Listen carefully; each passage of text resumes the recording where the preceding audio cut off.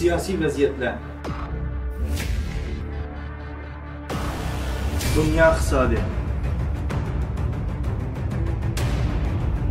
fen texnika, biz Sultan ekranında. Assalamu alaikum hürmetli qarindoshlar. Sultan ekranıga hoş geldinglar. Ben qarindishinglar Nabijan Allah. Bu yeni kanalımızda sizlarga texmi yaxshi, texmi atrofli shakldagi programmalarni sunishga tirishimiz inshaalloh. Shuningdek bilan birga bu kanalimizni qo'llab-quvvatlashinglarni, burungi kanalimizga o'xshash bunga a'zo bo'lib, bunga yaqindan ta'qib berishinglarni hammanglardan o'tinib so'rayman. Alloh hammanglardan razı olsun.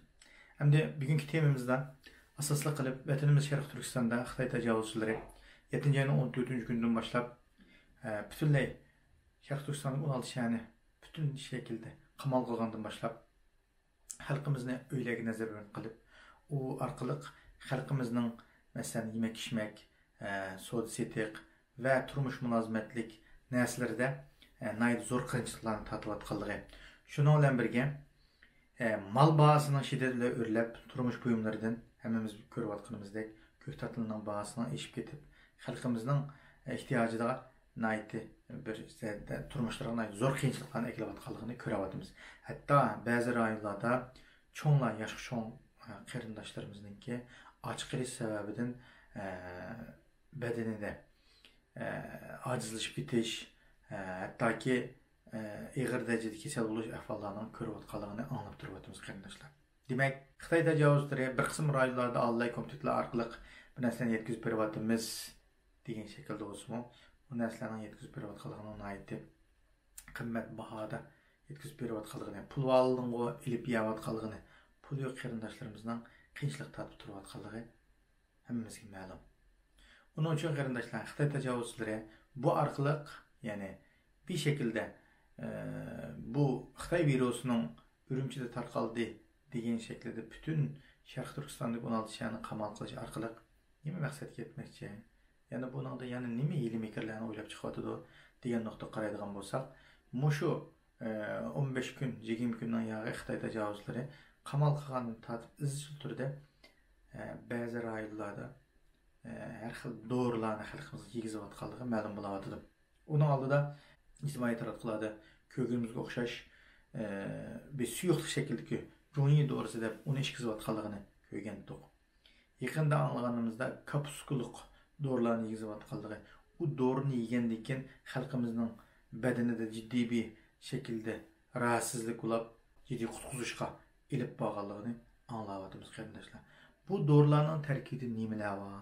Bu dorilar insonlarga qanday nima doriti bu virusning oldini olish yoki unga taqobildigan dorilar kashf qilinmagan, o'tirdi yo'q ahvol ostida bu taqib yeyizayotgan majburiy xarakterli qilinayotgan dorilarning nimani maqsad qiladi Xitoy tajovuzlari degan vaqtimizda qarindoshlar, Xitoy tajovuzlari Sharq Turkistonni ikkinchi Wuhanga aylantirish, Wuhanda qamal qilgan jarayonda toki ichib bitilganga qadar Xitoyning o'zining bergan shu yerdan kelgan statistikada 18 million Xitoyning o'lganligini deylik qarindoshlar. Xitoyning texi o'lgan adam soni texi 83 million, texi 84 million tug'an bo'lsa, butun dunyodagi oshkorlagan davlatlarda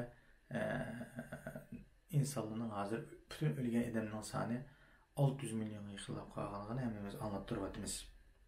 Yuqumlangan odamning soni 15 millionga yaqinlashib qolganligini anglab turibmiz qarindoshlar.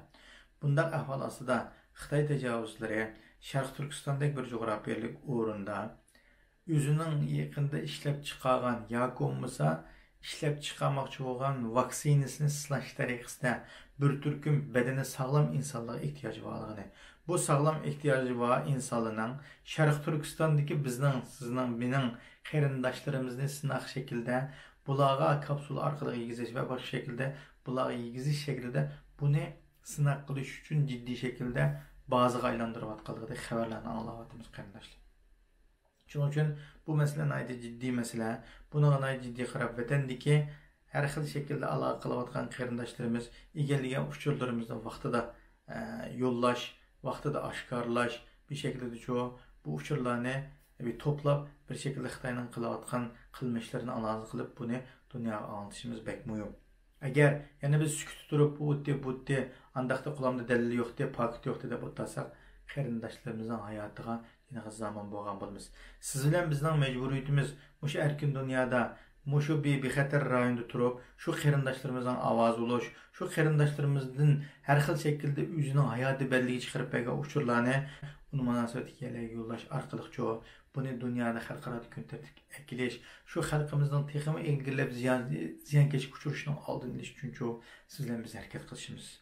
Siz bilan biz Xitoy tajovuzining zulmini fosh qilishimiz, har doim guvohlik berish, o'zimizning urug' tuqqanlarning zulmini anglatish, yerdagi qarindoshlarimizning zulmini anglatish, hozir dunyo xarakterlik bütün Xitoy tajovuzlarining yomon g'arazini, shum niyatini bilib bütün dunyo birlashib, birliksab qurib Xitoy tajovuzlarini yo'qitamiz deb harakat ilib berayotgan bundaq bir fursatda yana Xitoydan umid kutib qilish, ya Xitoydan mening mana desam urug' tuqqanlarim andaqlab ketadi, mandavlab ketadi, o'zimiz endiktirish, o'zimiz qo'rqitishdan bundaq nimadan zihniyatdan chiqib ketib Xitoydan uchimizni olamizg'o. Mana bizga Allohning izni bilan bir fursatda kelyapti. Bu fursatda men dunyo bilan birlikda turib Xitoy tajovuzlarini halokatini tezlashtirish uchun has qo'shaychu degan maqsadda o'tirib chiqib, mush hozirgidek mayli har xil shaklda dorilarni berib sinov qilayotgan bo'lsin, yoki bo'lmasa har xil shaklda qiyinchilikdan to'dib xalqimizni och qilib o'ltirayotgan bo'lsin, qanday shaklda o'zgan rezil maqsad niyatlarini oshkorlash, uni shu uchur to'plab uni bir shaklda e'lon qilib o'tish bu bek muhim. Shuning uchun qarindoshlarimizni bu shakldagi uchurlar bilan ta'minlashga, bu shaklda hamkorlashib Xitoy tajovuzlarining halokatini tezlashtirish uchun harakat qilishga, shu yerdagi qarindoshlarimiz bir kun bo'lsa-mu ozodlikka, hurlikka, xotirjamlikka, mustaqil vatanimizni qo'limizga olish uchun hammamizning birlikda harakatlash uchun hammamizni o'zimizning imkoniyati yetgan shaklda kuch chiqarishga da'vat qilma. Hammamiz Janob Allohga shukr. Assalomu alaykum va rahmatullohi va barakatuh.